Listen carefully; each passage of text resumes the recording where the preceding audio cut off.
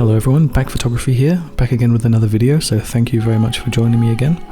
Today we're looking at a lens comparison video. We're going to be looking at the 35mm lens, the 50mm lens, and the 85mm lens in the context of natural light photography. Today I have a Sigma 35mm f1.4, a Sigma 50mm f1.4, and a Sigma 85mm f1.4. And for these photos we're going to be shooting at an aperture of f1.4 to get an idea of the differences between these lenses. 35mm on a full frame sensor is considered a slightly wide focal length. Not super wide like a 24mm, but not a normal focal length like 50. If you're shooting on an APS-C censored camera, such as the Canon 90D, then 35mm will be a normal focal length because of the crop factor that your sensor has with this lens. This lens is really useful for things like street photography or in any situation where you would like to bring attention to the background and use the background as a way to improve the image. Because when you're shooting at a 35mm you have a wide field of view, you're going to get a lot of the background in the photo. But also if you shoot really close to your subject, it's going to make it feel like your subject is really close to the viewer. So it's really good for getting close to your subject and feeling like you're in the photo, but also surrounding the viewer with the location and helping them understand the feel of the location in the photo.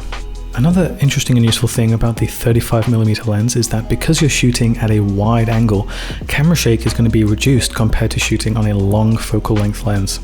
So compared to the 50mm and the 85mm lens, you can shoot at a slower shutter speed when shooting handheld and shooting moving subjects on the 35mm because the camera shake is reduced. And at wide angles compared to long focal length lenses, you're going to get a less blurry and less out of focus background at any given aperture. And later in the video, I'm going to put together a 35mm, 50mm, and 85mm photo, all at the same aperture of f1.4, and you'll be able to see the difference in how blurry the background is compared to the 35, 50, and 85mm lens. So let's have a look at some 35mm lens photos I did on this photo shoot, and I'll also add in a few of the other 35mm lens photos I've taken in the past.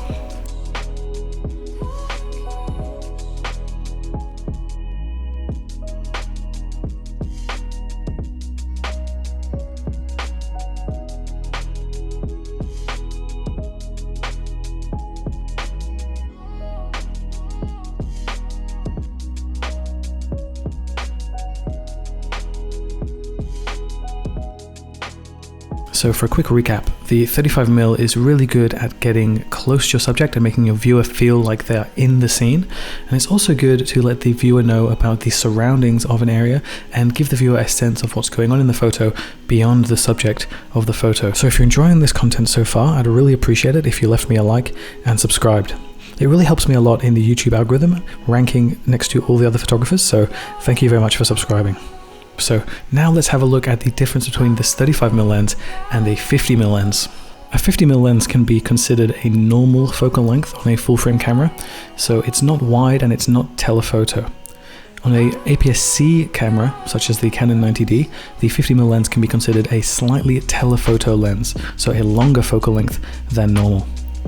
This means that if you want the same composition as you would see on a 35mm lens, you will need to move away from your subject a little bit more. The 50mm is going to add more compression in the background and make the background appear more blurry than your subject compared to the 35mm lens.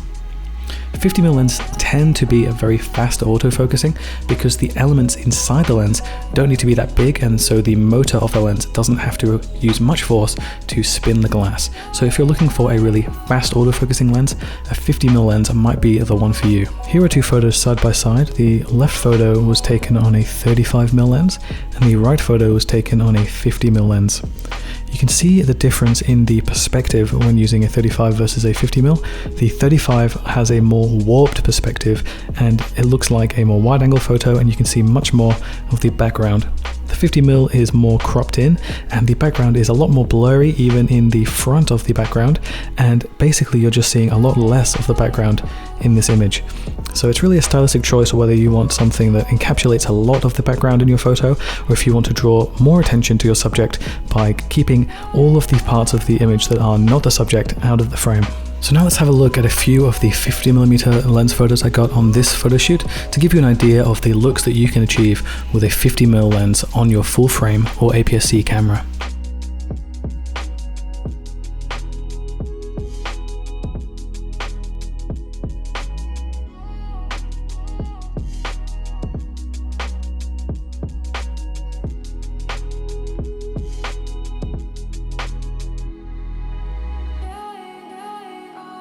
Before we move on to the 85mm lens, I just want to show you that you can actually get a lot of the background in a 50mm focal length or an 85mm focal length lens as well, just by moving away from your subject a little bit. Even if you're not shooting on a wide angle lens, you can still show a lot of the background in a photo depending on how far away you are from your subject. So now let's talk about my favorite focal length for shooting portraits, and that is the 85mm focal length. And the 85mm lens is really good for drawing attention to your subject and leaving the background out of the picture as much as possible.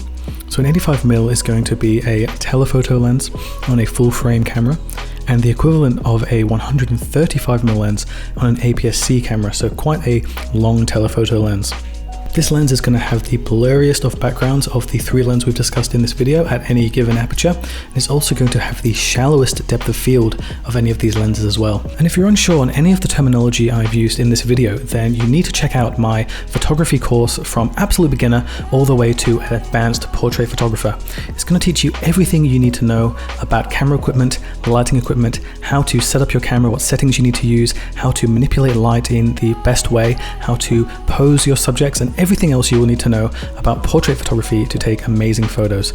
Right now there's a 10% off discount for the next 30 days, so check out the link in the description if you're interested in that. When you're shooting on an 85mm lens, you're going to need to shoot at a faster shutter speed than on a 35mm or 50mm to make sure you don't get any motion blur in your images. A typical rule is that you can shoot at double the inverse of the focal length of your camera lens to get nice sharp images. So what that means is on a 35mm you should shoot at least a 1/70th of a second, at 50mm you should shoot at least 1/100th of a second, and at 85mm you should be shooting at least 1/170th of a second to get nice sharp images. So that's just something to keep in mind. If you're shooting in really low light conditions, it might be worth going a little bit wider so that you can shoot at a lower shutter speed and still not have any camera shake. So here are three different images all taken at the same aperture at different focal lengths. The one on the left is the 35mm, then we have the 50mm lens on the middle image, and finally on the right we have an 85mm lens. And I try to choose similar images to compare just so you can get an idea of how different the focal lengths will affect your perspective. You can see on the 85mm lens photo that the background is really out of focus and super blurry, and also the image doesn't have any warping or any distortion. Everything is very flat and is something you would appear to see in the real life with your eyes.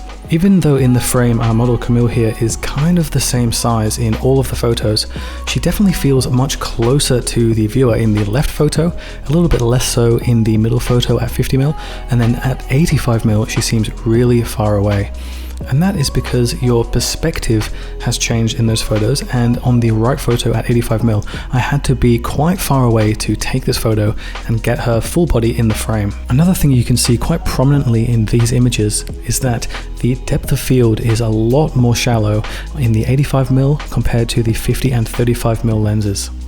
So in the 85mm you can see that the ground is very out of focus, even quite close to Camille's feet, but in the 35mm lens a lot of the ground is still in reasonably sharp focus, and that can be useful if you want to keep the background relatively sharp even at low apertures, just to get a better feel of the surroundings. But if you're trying to isolate the subject and make them really stand out from the background and draw focus just on your subject, then shooting at a longer focal length like 85mm is going to be more desirable. So which lens should you choose if you haven't got any of these lenses and you want to do some portrait photography?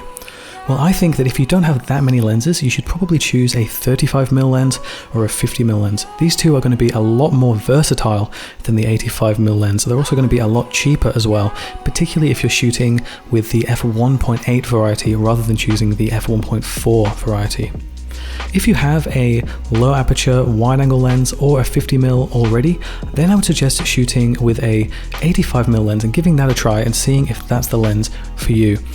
It's really going to depend on whether you want to draw focus to your subject and leave the background in the background nice and blurry and out of the way and out of distraction, or whether you want to use the background to your advantage to improve your photography and have it as a feature in your image.